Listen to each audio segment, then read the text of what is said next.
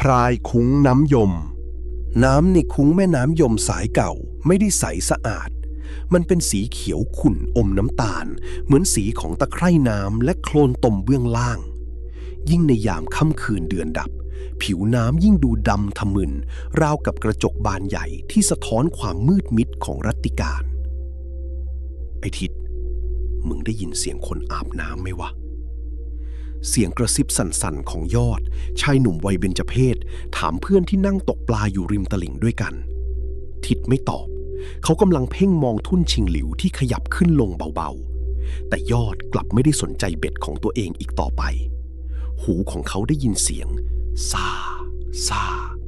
คล้ายคนกำลังวักน้ำชำระล้างร่างกายดังมาจากกอผักตบชวาห่างออกไปไม่ถึง10 เมตรยอดลุกขึ้นยืนช้าๆแสงจากไฟฉายคาดหัวสาดไปตามผิวน้ำสิ่งที่เขาเห็นทำให้ลมหายใจสะดุดหญิงสาวผิวขาวจัดขาวจนสะท้อนแสงไฟเรืองรองในความมืดเธอกำลังหันหลังเปลือยเปล่าท่อนบนแช่อยู่ในน้ำระดับเอวผมสีดำคลับยาวสยายเปียกลู่แนบแผ่นหลังเธอหันเสี้ยวหน้ามามองเขาริมฝีปากแดงระเรื่อคลี่ยิ้มเย้ายวนมาสิจ๊ะน้ำเย็นชื่นใจนะเสียงนั้นไม่ได้ดังผ่านอากาศแต่มันดังก้องเข้าไปในโสตประสาทของยอดโดยตรงราวกับถูกมนต์สะกดยอดทิ้งคันเบ็ดก้าวเท้าลงไปในน้ำที่เย็นเฉียบเขายิ้มเลื่อนลอยเดินลึกลงไป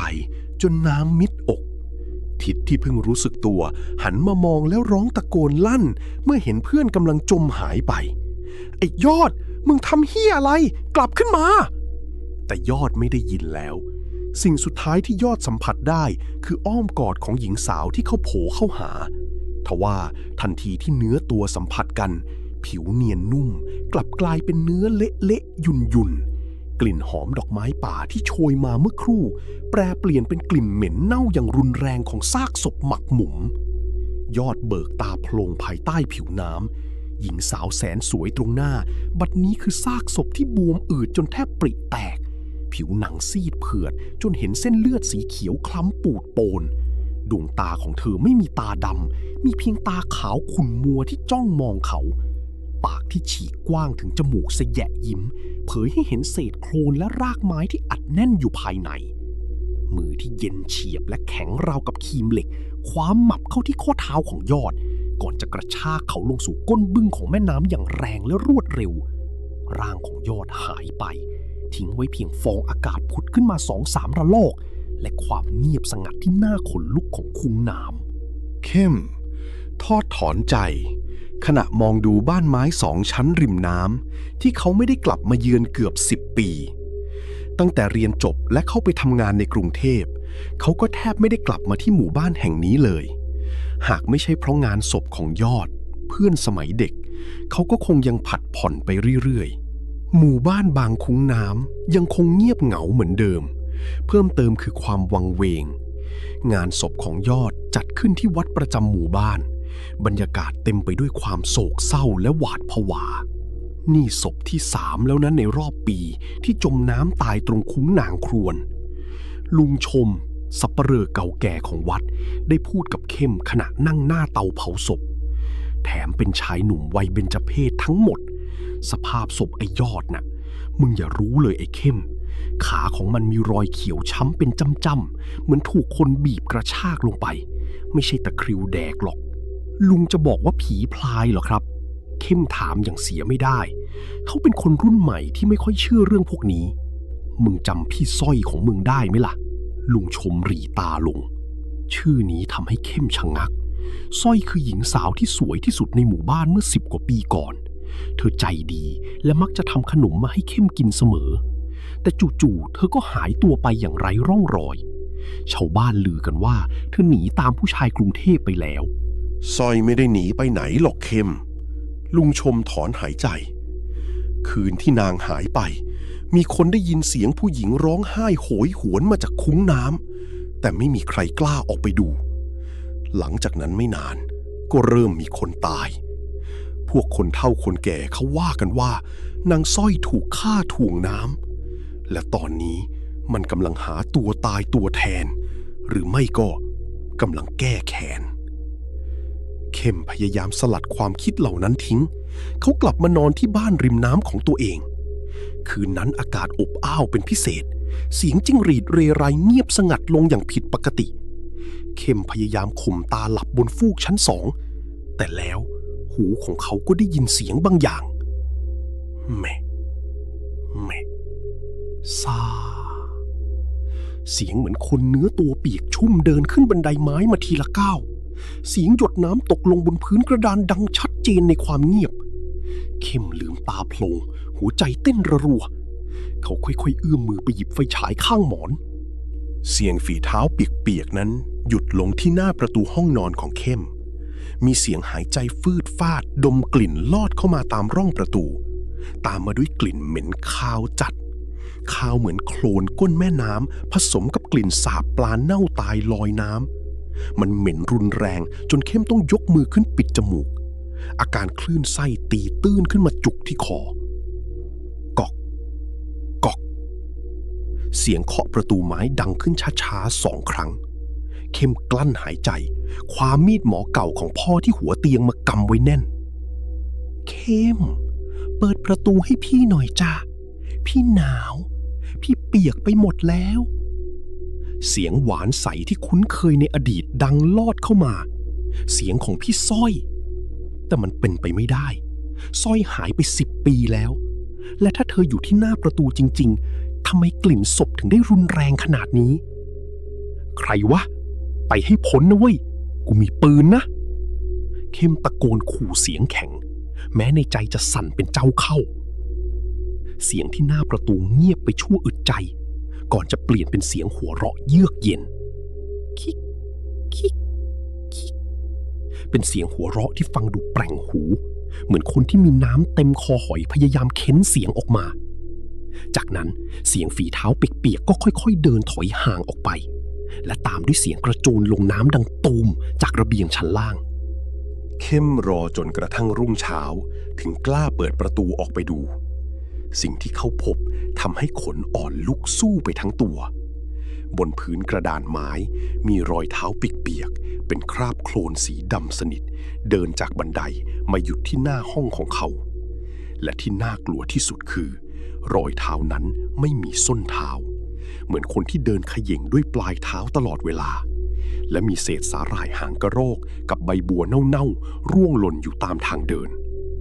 เข้มรู้ทันทีว่าลุงชมพูดถูกมีบางอย่างที่ไม่ใช่คนอยู่ในคุ้งน้ำนี้และมันจำเขาได้เข้มไม่ยอมหนีกลับกรุงเทพวิญญาณนักสืบและความผูกพันกับเพื่อนอย่างยอดทำให้เขาเริ่มขุดคุยเรื่องราวการหายตัวไปของสร้อยเขาไปหาน้าพิมพ์แม่ของสร้อยที่ตอนนี้กลายเป็นคนเสียสติเอาแต่นั่งมองคุ้งน้ำและร้องไห้สร้อยมันไม่ได้หนีไปน้าพิมพ์ละเมอพูดพลางลูบผมตุ๊กตาเก่าๆมันท้องกับไอ้พงลูกผู้ใหญ่บ้านไอ้พงมันหลอกลูกฉันพอเมียมันที่กรุงเทพจับได้มันก็ลวงลูกฉันไปที่คุ้งน้ำคำพูดของคนบ้าอาจเชื่อถือไม่ได้ทั้งหมด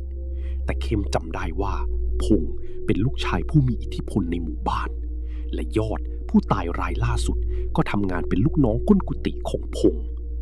ส่วนศพก่อนหน้านี้อีก2 คนก็ล้วนเป็นคนที่มีส่วนพัวพันกับธุรกิจมืดของพงทั้งสิ้นนี่ไม่ใช่แค่การหาตัวตายตัวแทนแต่มันคือการตามล่าล้างแค้นเย็นวันนั้น